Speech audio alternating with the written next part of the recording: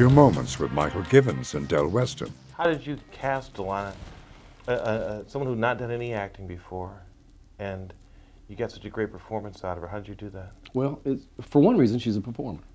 You know, I mean, I had a number of people that were nervous about that, you know, that she's not an actress, and you should get an actress that would come in just limp sync, you know, and but I felt really good about her. I went online, I read everything I could about her, looked at all of her videos, and listened to all of her music, and for me, I mean, that's who it was. I wrote the script for her, around her persona. Had you met her before you wrote I never the script? had, no. I wrote the script after reading about her and looking at stuff, and then I sent her the script, and she was all over it. But I was very confident because she's a performer, and I've worked with musicians a number of times, and I also work occasionally as an acting coach.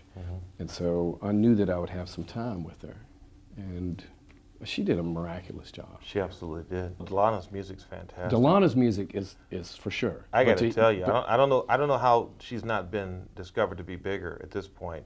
Amazing talent. She's phenomenal. And she sat down, we used 2 songs from her previous album because we shot the scenes that are in the desert. We shot that before we shot the rest of the movie, like months before.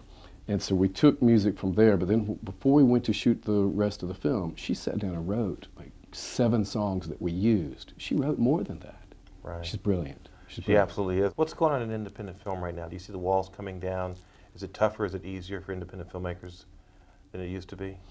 I'm worried about incentives. I'm worried about incentives in the different states as to what's going to happen in the future because people have less and less money in state coffers. And I know in my own state of South Carolina where we shot Angel Camouflaged, they have lowered the incentives, and there's a bit of a worry about that. North Carolina has recently raised theirs. But there's a lot of argument, and there's some movement of people to get rid of it because they just term it, you know, a type of corporate welfare. But I gave a speech to a group of people in the upstate of South Carolina, which included some legislatures, and I explained to them that if you're looking for a mechanism that will put money into the coffers of the treasury of your state, this is not it. If you're looking for something that'll put money in the pockets of your constituents, this is exactly it. Because if we come into town and we make a $10 million million what have you, we leave a lot of that money right there in people's pockets. But you see, if a state does it, they've got to make a commitment. They have to have it for at least 5 years in order to create a film community. Because if you look at North Carolina, when Wilmington was booming, and I always think, you know, Dino De Laurentiis was really smart that he went there, he opened that studio, and really built a community. There's full-fledged Hollywood, top-notch crew in Wilmington, North Carolina.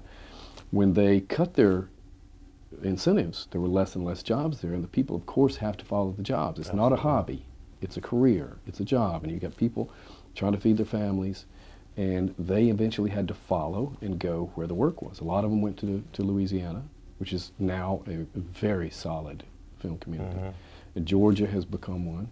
But I'm worried in the future, as if our economy doesn't turn around and shape up, where does the money come from for independent film?